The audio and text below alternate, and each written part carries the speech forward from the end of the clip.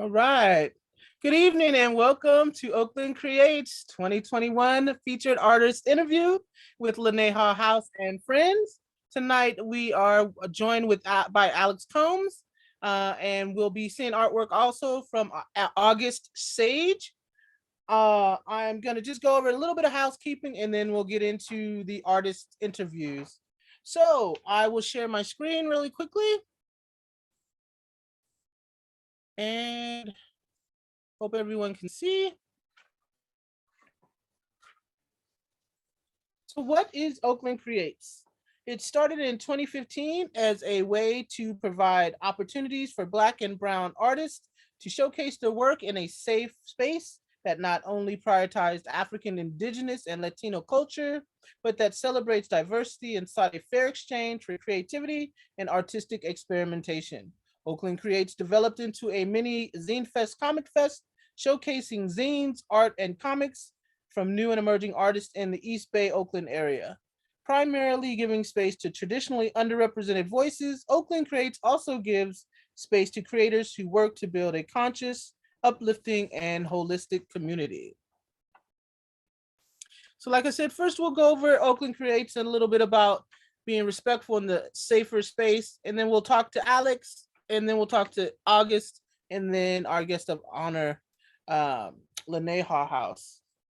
So just quickly, I want to say Oakland Creates is committed to providing a safe space, inclusive environment for everyone, regardless of gender identity, expression, sexual orientation, disability, physical appearance, body size, race, or religion.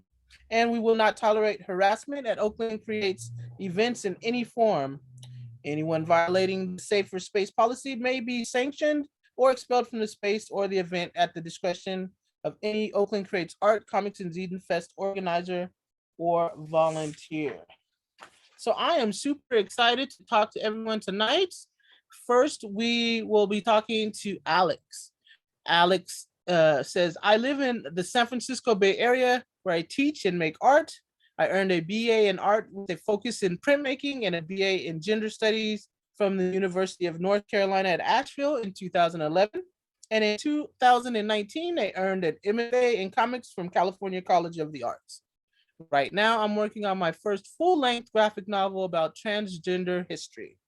I first started exhibiting my self-published comics and art at conventions in 2009, and my first comics were fanzines, and I love to connect with fan communities since a lot of my art is related to being a geeky queer human.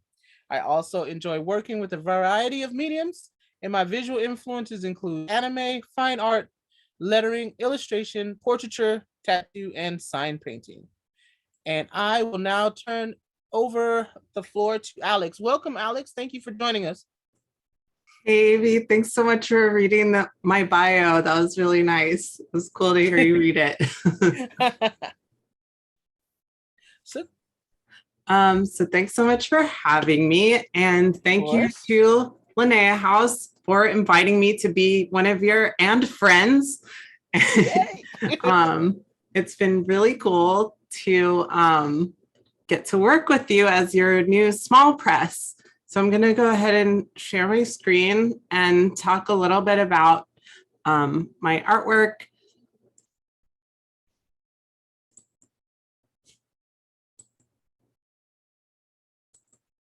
Okay, so I put Alex's art and teaching because I thought it would be cool to also talk about my experience with teaching art, because that's something I've been doing for the past couple of years now.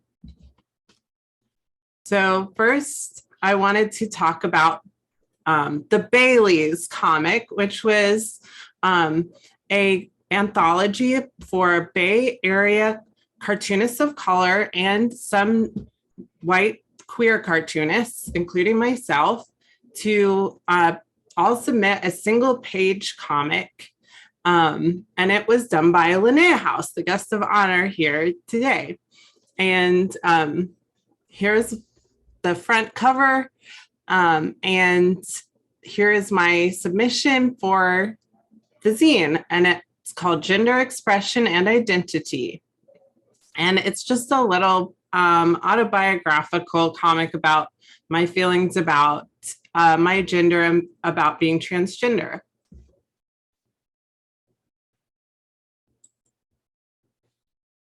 Speaking of transgender, I'm going to be doing a full-length graphic novel. This is my book announcement, which I was able to announce last year. I've been working on this graphic novel for about 2 years now, between researching and sketching out the first draft, or rather writing out the first draft with very loose sketches. So it's actually set to be released by Candlewick Press in 2024. So still going to be a little while before I release that graphic novel, but I'm going to share a little sneak preview of some of the art. These are just some single illustrations that I did here, which are going to appear within the comic, not as a whole page, but these are just sort of pulled out from pages. So this isn't one whole page from the comic, but from different sections. So we have going from left to right, we have here Marsha P. Johnson holding the Power to the People sign. Marsha was a Stonewall veteran, and in this picture, she is protesting the involuntary not quite incarceration, but the involuntary holding of a gay person in a mental health facility in Bayview, and the mistreatment of this person. And then the next person over is Sylvia Rivera, who was a really close friend of Marsha's. And this is a picture of her when she was a little bit older, sitting on one of the piers in New York.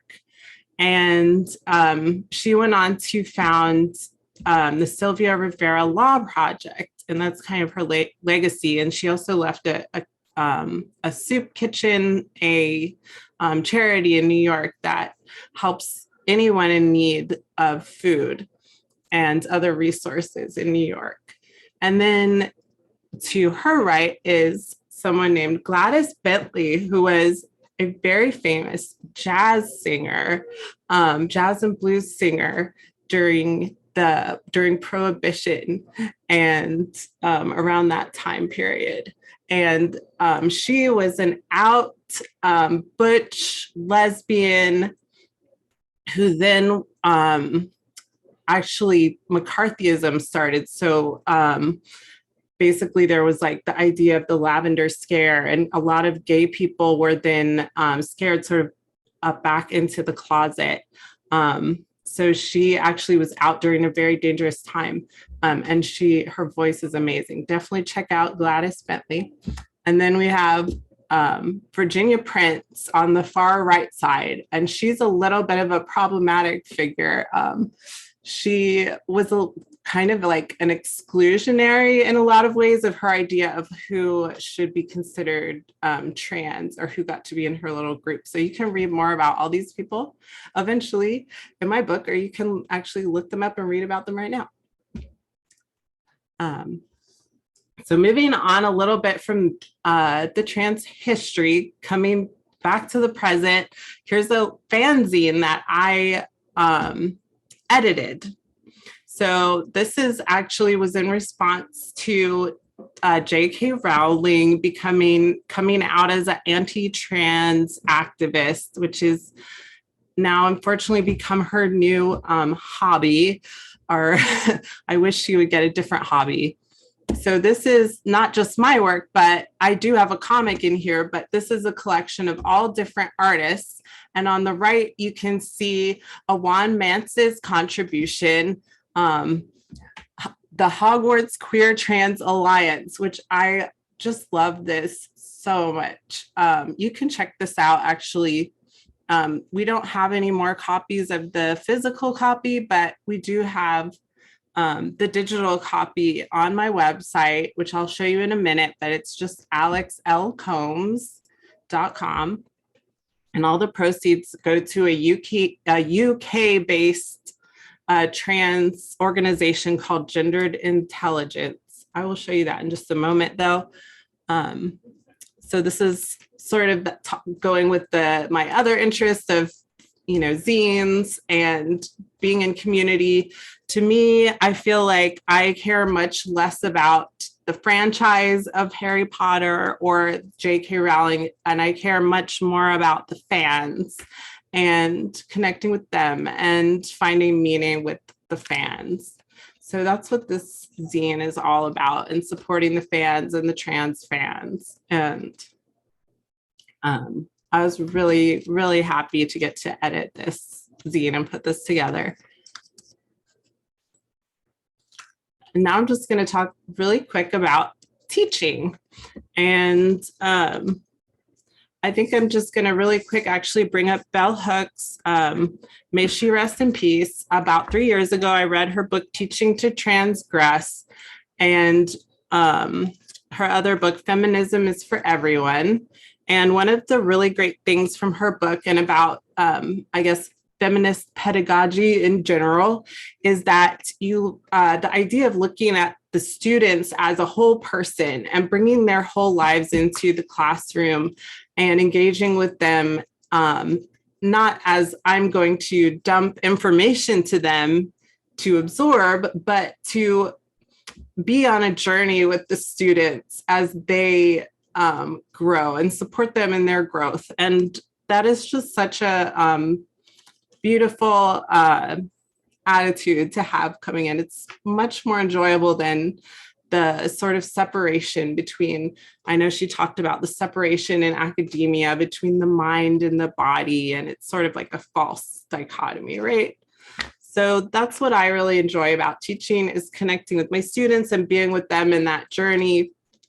I teach comics to kids and also adults, and also I teach lettering. And I'm going to be teaching a lettering class at California College of the Arts this February. If you'd like to sign up for it, it's an extended learning class. Anyone can take it. It's not for credit.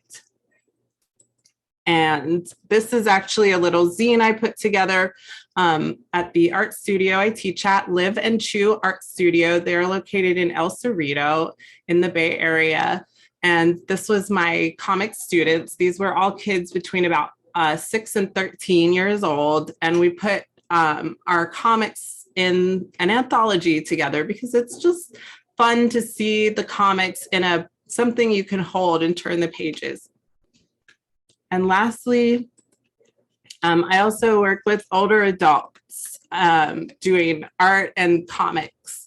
So these are 2 pictures of me working with 2 older adults at a nursing home that I've done zine workshops at and doing comics with them. And this one on the right, this is Mary. She's amazing. This was a comic exercise I like to do with my younger students, which is we take stickers and we put the stickers on a comic template and then make a comic out of the stickers. So that was really fun. So that, comics are for all ages. You're never too young or too old to do comics and art. Okay, so thanks so much. And here, let me actually just show you that website really quick, and then I will be done. So if you are interested in supporting the Trans Affirming Magical Care fanzine, you can go to my Gumroad, which is right here, alexlcombs.gumroad.com. And here it is. You can get the PDF for $10. And again, all the proceeds go to the UK-based organization Gendered Intelligence. They support trans people, and specifically I asked, could it go to this group called Colors, COUL, the British spelling of Colors, which supports specifically trans youth of color and puts them in contact with mentors of color as well, to connect them with summer camps and stuff like that. They seem like a really good organization, but you can also check them out, Gendered Intelligence. Okay, thanks so much for listening to me talk about myself. And thanks again so much for having me. Awesome. Thank you, Alex, I really appreciate that, but I have a couple questions too. Oh, I sure. really love that you're so involved in the community. So it's sort of like a each one teach one. I feel like you're spreading love by sharing what you know. But I want to know, like, what is the most inspirational, you know, moment that you've had, either working with older adults, or working with kids? Can you talk a little bit about something that really inspired your work, whether it's tattooing or comics or zine making, some person or some organization that you've worked with that just really inspired you? Gosh, there's been so many moments. I know the last slide I showed with the older adults, they have inspired me so much, especially Mary, the woman on the right, who I've continued to see. We would talk on the phone during the pandemic, and we ended up basically becoming friends. And Nice. she actually saved this really funny story we had written together with some of the other residents from like a couple years ago that she just gave me, that she had saved for the past couple years. And it was one of those, like, what I call a round robin story, where we each like write, a line of the story. And it was about a cat who got scared by a dog and then died, and then came back. No, first there was a funeral procession through the city. Everyone came out to pay their respect to the cat, and then the cat jumped up. The cat was not dead.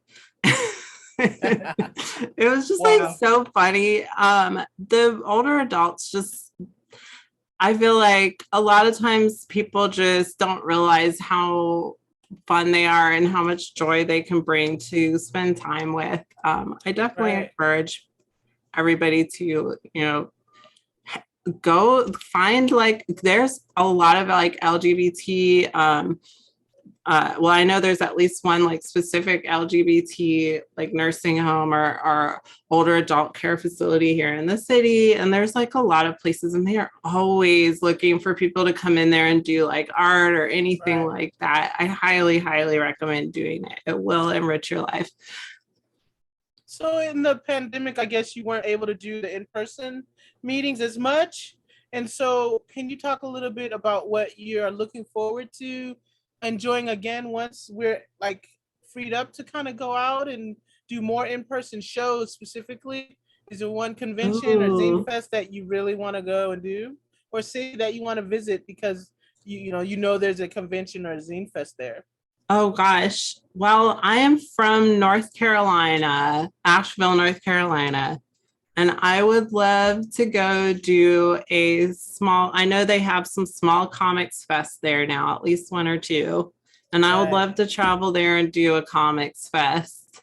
But I'm definitely looking forward to doing those in person again, the zine fests, here in the Bay Area as well, because it's just been such a wonderful way to meet people. And it's fun to do it virtually, but at the same time, it's harder to meet people because like you and I met because we sat next to each other at the East Bay Zine Fest, which was awesome. So like, it's, I miss that meeting, new people and making those connections for sure. Right. So do you want to share your social media links, your sure. Instagram, Facebook? Sure. So basically, I'm just Alex L. Combs on everything, on Twitter, on Instagram, and on Facebook. And I do not have a TikTok, but I will be getting one once my book comes out, because I see that is where it is at now. So I have to use it to promote the book. So yeah, so hopefully I better grab that before someone else does, actually. Right. Oh my God, thank you so much. It's always great talking to you. Thank you. And it's such a pleasure. I really appreciate you. I love your work, especially your hand lettering. Like I've told you before, it's amazing. And thank your you so much. Is so great. I'm so glad you joined us. So next up, we have August Sage. So I'm gonna start sharing my screen once again. And so August Sage, he is a queer, non-binary Afro-Indo-Caribbean artist originally from New Jersey, but currently living in San Francisco. They are a traditional and digital illustrator as well as a performing artist. Most of their work centers queer and trans BIPOC folks, witchcraft, and fantasy. They recently launched their first online art shop, and I'm not French, so efren.art, and hope to share more of their art with the community. One day they hope to write a graphic novel, but they are focusing on the baby steps for now. And so they have actually shared a video, and I will turn it over to Laneha House to share the video. Uh,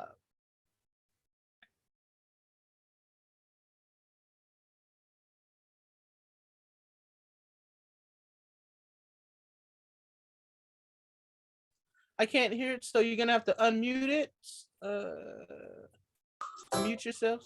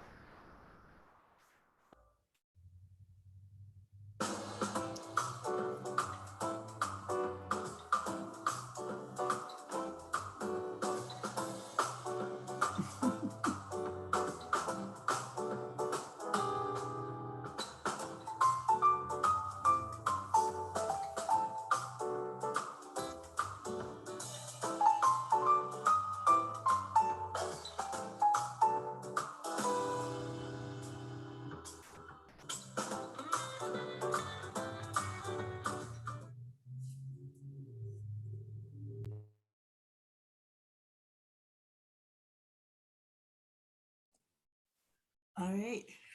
All right. So, Thank you so much. Unfortunately, August is not able to join us. So I will just say thank you for sharing his wonderful art. I love the anime influence, and hopefully one day I'll get to talk to him in person and sit down and interview him. But we will go ahead and move on, and I will go to the next slide. Uh, so we are going to move on to Laneha House, our featured artist for Oakland Creates 2021.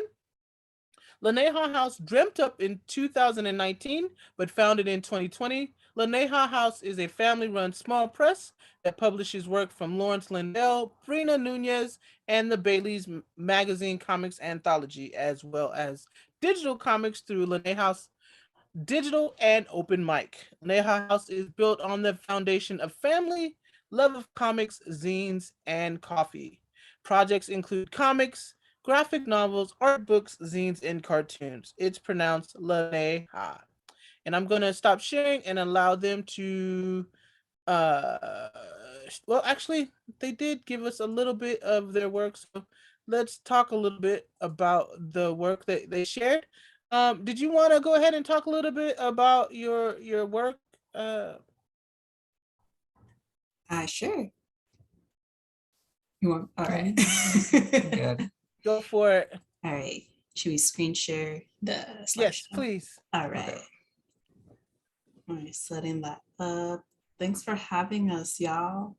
Thank you for joining me.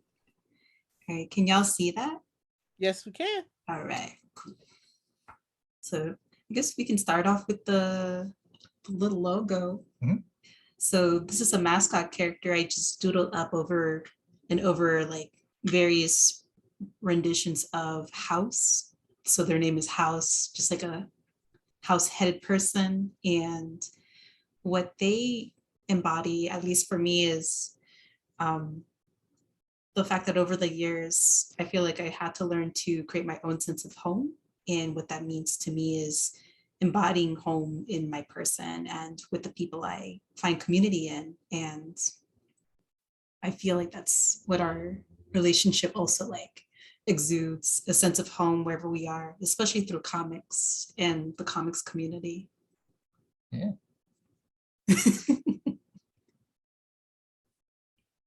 We do imprint, digital, so both. These are a lot of our print comics we've done this year. I think we have 12 that we've released. Don't quote me on that, including the BAYlies. And yeah, we do it all DIY, like print from home, staple, fold, layouts, all that stuff. Yeah, it's fun, but then it's like you underestimate time, especially given that there's still a pandemic going on. So like getting to the post office and making time to print and do all the other stuff we have to do as far as commissions and working on other books and projects. But it's been pretty rewarding, I think. Mm-hmm. It's definitely been a fun project. Like the other reason why we created the press together is so that we can just create whatever we want without limiting ourselves to anything as specific as like genre or I don't know, like I love comics, but sometimes I feel like there are expectations of what a quote unquote good comic is. But it's nice for us to be able to create a space where we get to create, well, a very limitless space and platform for any type of story we want to put out there. Yeah, we do what we want when we want to. We also do digital comics called Laneha House Digital. I think we're in like the 60s or 70s with how many we have out now. And this was the truest form of what we started out to do as far as freedom, because there's like no limitation to how many we can post, what they look like when we post them, how we post them. So that's been really fun for me. It's been fun to text Breena and be like, hey, so you gotta digital comic for tonight? Or, yeah. I think my favorite ones were the comics for October. It was kind of like my way of being able to celebrate Halloween. Growing up, I didn't really celebrate it at all.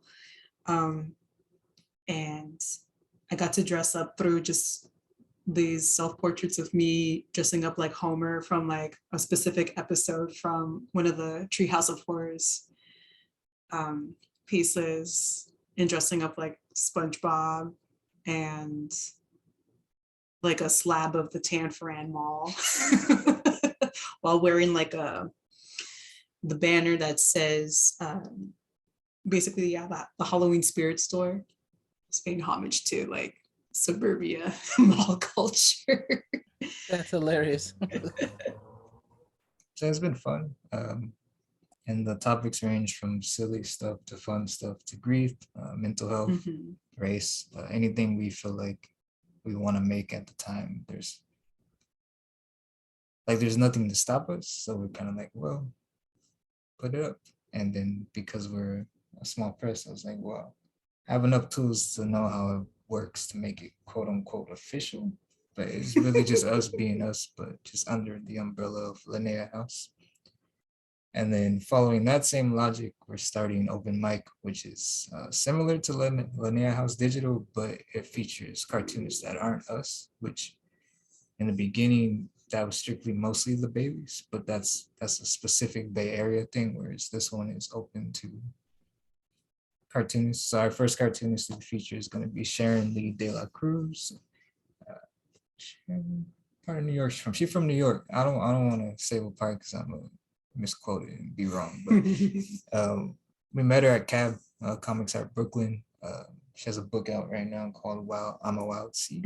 Yeah, and so that goes up on the 30th. And the point is to kind of follow the rule of making a space for cartoonists to make what they want to make without feeling the pressure of completing the checklist of being a quote unquote real cartoonist, if that makes sense. So it's like a no pressure kind of situation. Yeah, well, at least that's what I'm hoping. Yeah.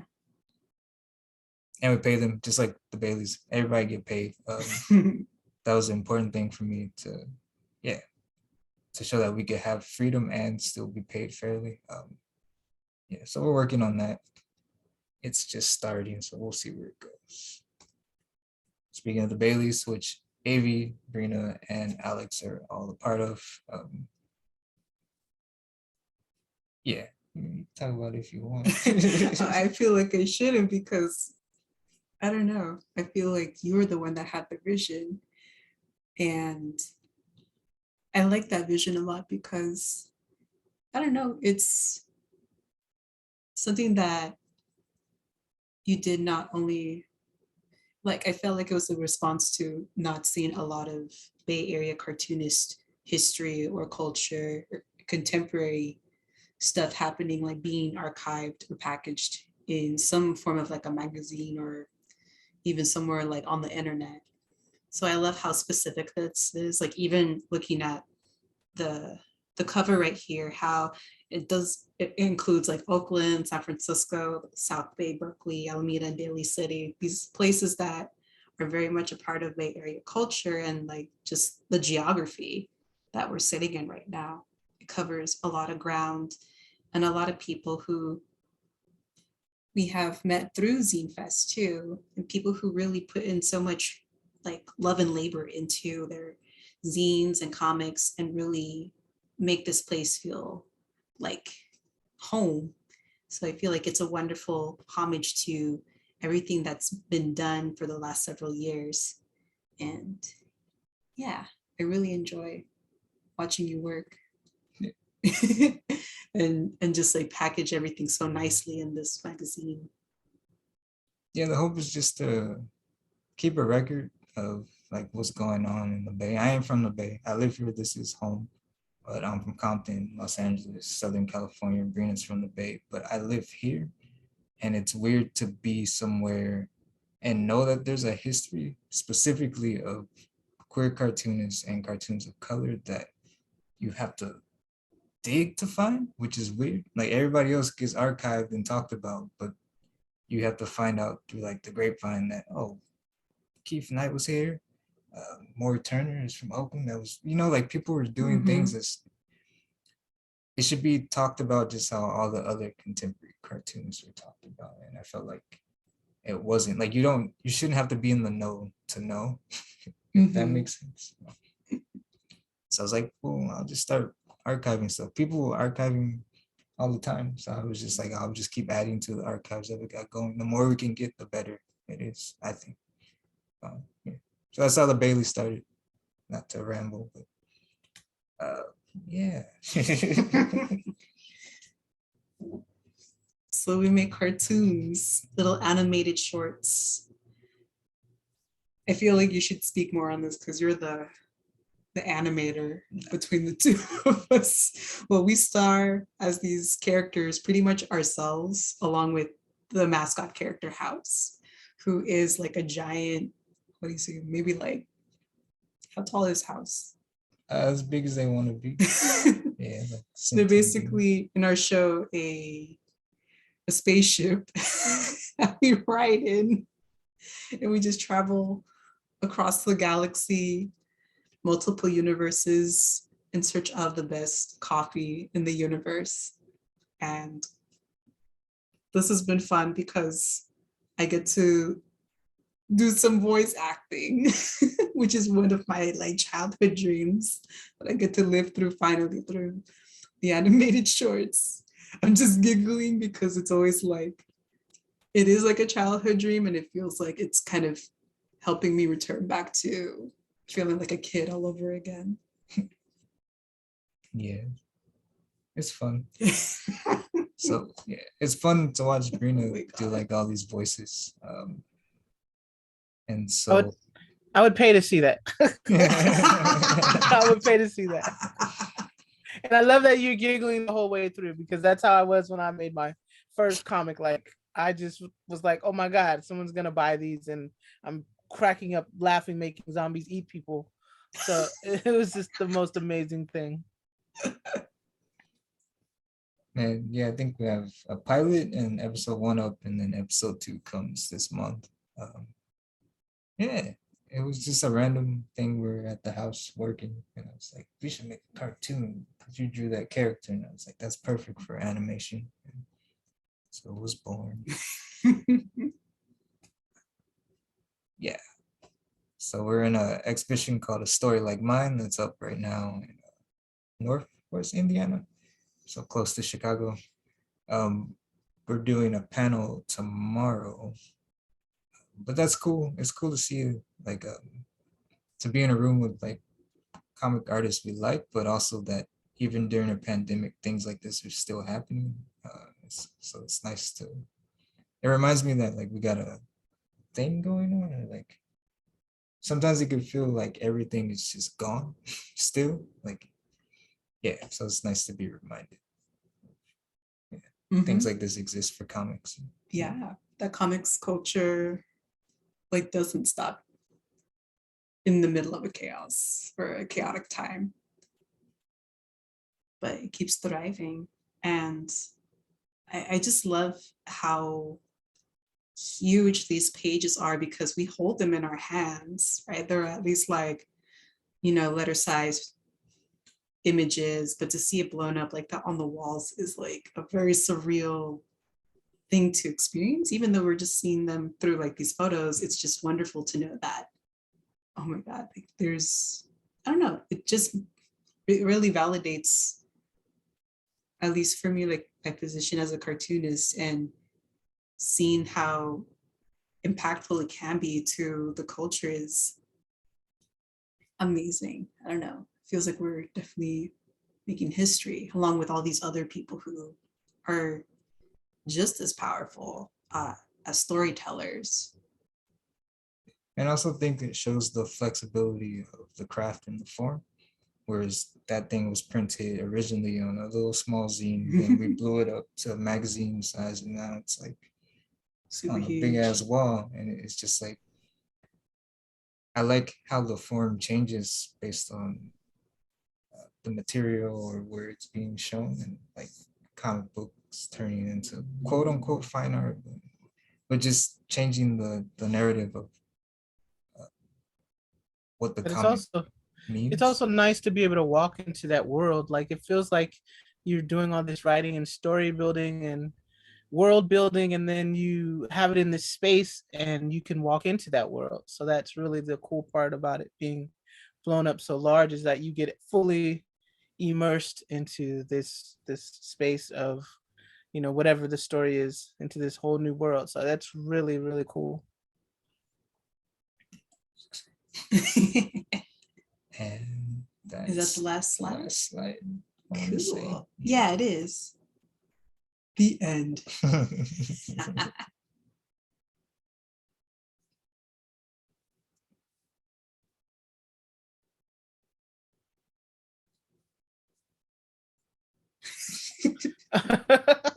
So let's see.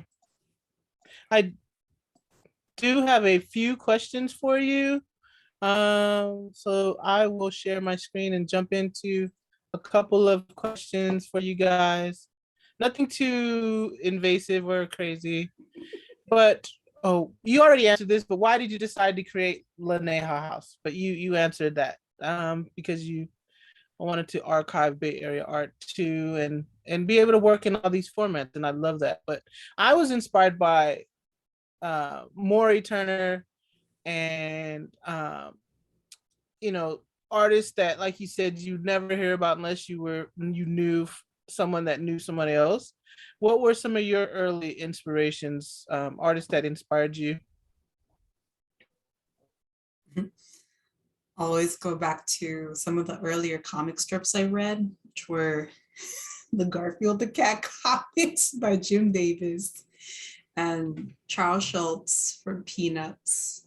Nice. And a little bit of Sonic the Hedgehog comics. My brother and I used to collect them when we were kids. And a little bit of like kawaii culture too, like Sanrio characters like Hello Kitty, a little bit of Korean manga nowadays. I really love the stuff that's coming from Korea. But how about you? Yeah, mostly like I was like a Fox Kids kid. Like as soon as I got home from school, it was Power Rangers and The Tick and things like that. And then comics, I was a mainstream kid, but not quite. I was the kid that would buy from the cheap box, and it would be like the knockoff comics of Marvel comics. So like anything Image was doing, and it was put in like a box that you could buy for a quarter. And so that's how I got into comics. And then later I was like, oh, there's graphic novels. I was like, oh, there's more expensive comic books I could learn from.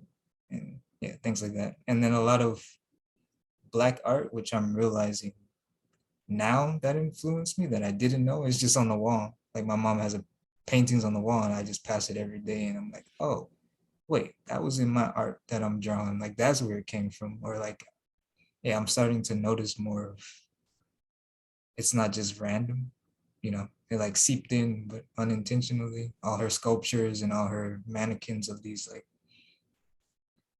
they're not dolls, but they're like sculptures of African people that she would have. And then she would make, like, she would take the synthetic hair and make their little Afro puffs and replace them. Yeah. Sweet. Yeah. So how do you think your art has changed or grown since creating La.ney.ha House?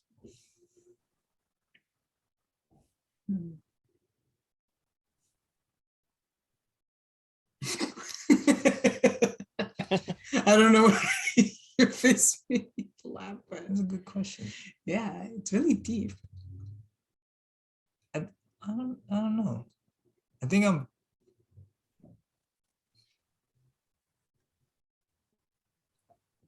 think it gives space for other things. So with Laneha House Digital, if I'm feeling something, I could throw a 6-panel comic and experiment it without pressure of being like, this comic has to be the best thing everyone ever saw. And it's just like, it makes it easier to make other work because I have a space to kind of like develop even further without the pressure of like the outside world. Nice. What about you, Breena? Yeah, I think a similar answer. I feel like the challenges that I've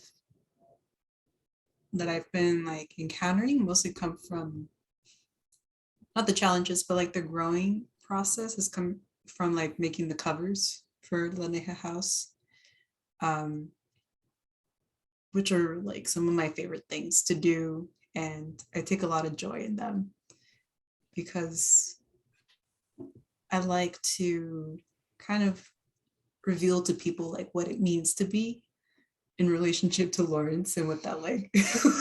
I don't know how that looks like in a cartoon form.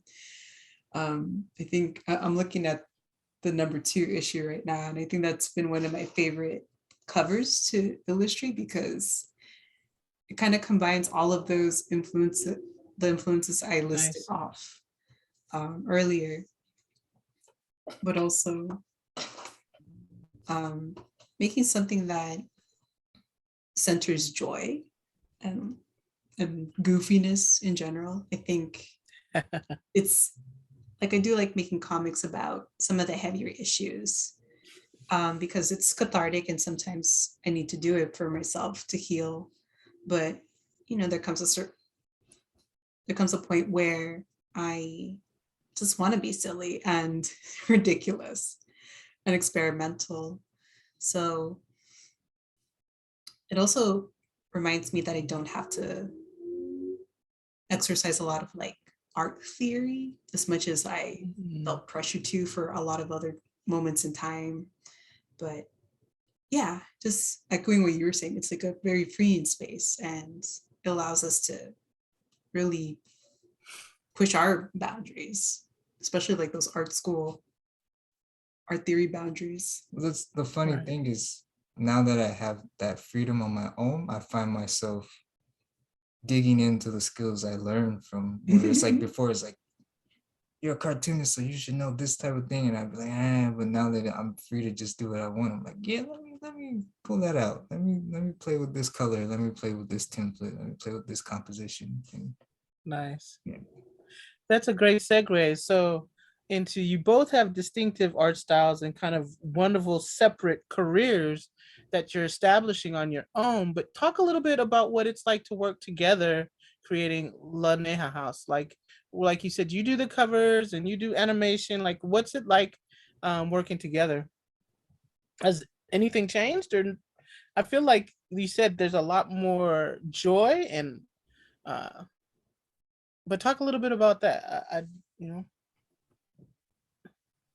Hmm. I actually put a lot of pressure on myself still to perform, even if it's like for Laneha House and we have like this platform to play around with and to like experiment and pretty much go into it without any fear or judgment. I'm just like the worst I don't person see to that. deal with.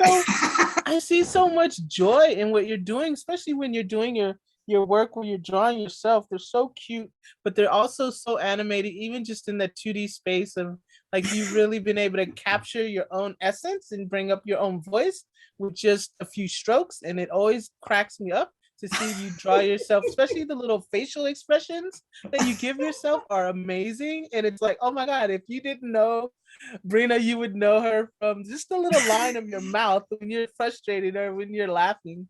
It's so awesome to look at and see that. Like, oh my God, it's Oh, so cool. that means a lot. But Lawrence would tell you another thing about what it's like to work with me. They can tell you.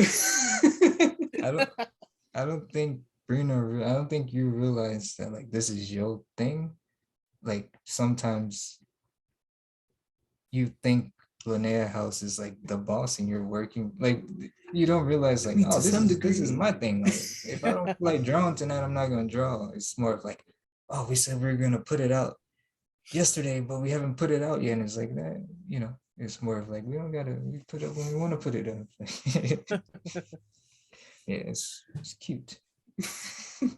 Are you sure? Yeah, I it's always cute. feel like it's so annoying. No, it's cute because you care. Oh, It no. shows that you care a lot about your craft. That's why you want it to be the way you want it to be, because you care about what you're putting there. But Mhm. yeah, like it's your stuff. You do what you want. Yeah, there's also just a lot of communication because you've been doing a lot of the website building. And yeah, like that's the thing I appreciate about you because I can't. Even with my own personal portfolio, like that looks a little dusty. It needs to be updated at some point, but I just get really excited to see how much passion you have for even like putting all of the comics on there, like the digital ones. Finding other ways to make it accessible is really cool. Yeah, it's fun. I like it. I always run everything by Breena too, just in case like y'all wondering like, well, do you just do it? It's like, no, it's a team effort. Everybody know me. I talk about it. I live with bipolar, so there's like manic states, and I need something to do, and I have hypomania. Oh, the website needs to be fixed. Cool. 2 a.m, just like. Oh, no. If you could talk about one specific message you're trying to convey in your art, what would it be?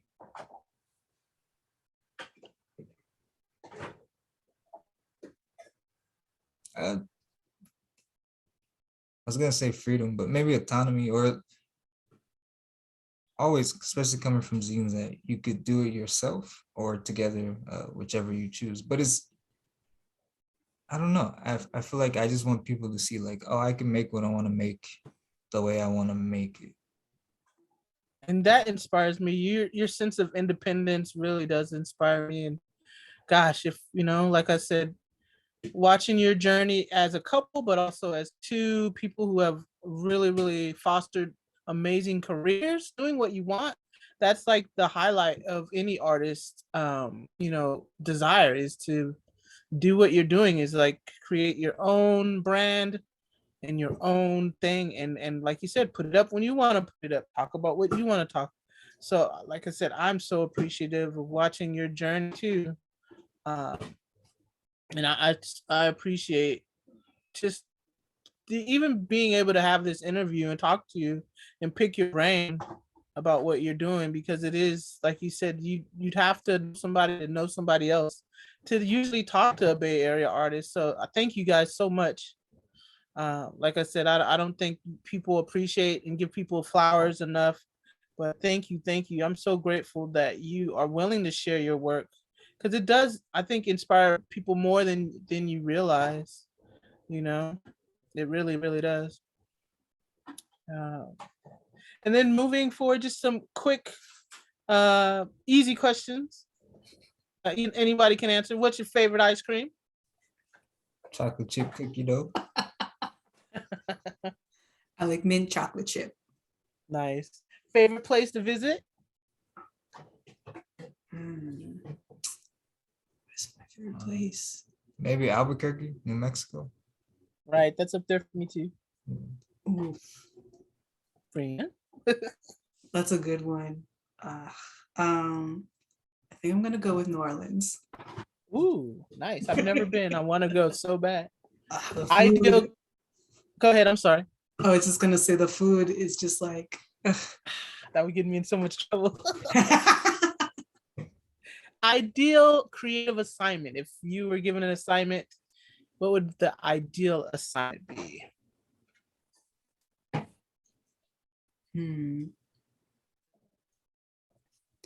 I think I've said this a couple of times, like creating a slice of life manga. Nice. Yeah. I want to explore like rom-com, like romantic comedy at a certain point. Sweet. I want to curate like a museum show. Nice. Yeah. And so, coming to the last question, what is your favorite tool? I have my favorite pen that I love, my Uniball Vision black fine point pen. What is your favorite tool to work with? I've been working digitally lately. So the iPad has been cool, but I was just sketching with this earlier. It's like a, what is it? How am I pointing the sharp end to Lawrence? It's from the Coeco company. They're like a German company. And Nice. they have like these calligraphy pens, or these, are they calligraphy or they just nib? Like a nib pen. Thing, right? Like a drawing Yeah, nib. this is supposed to be like the beginner, like training pen, but I really love what it does on paper. I love the textures. I don't know, I like getting deep into the details, and that's something I don't get to do as often as I used to. How about you, Lawrence? Favorite tool? I don't know if it makes or counts, but a journal, because Oh, that's how I keep kind of accurate track of the stories I want to tell. Is there specific paper in there that you use? Nah, I don't care. Like as long as I can write on it, I'm good. But yeah, like note, I don't know if that counts as a tool, but I think it helps inform what I make if I keep accurate notes or like journal entries. I think it's a tool. Yeah, I would say, because I like certain papers that I would like to work on too.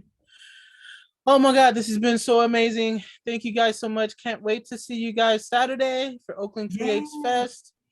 I can't wait till we get to do this in person. Yeah. That's gonna be even more amazing when we can get live in person again. yeah. And Alex, thank you so much for joining us.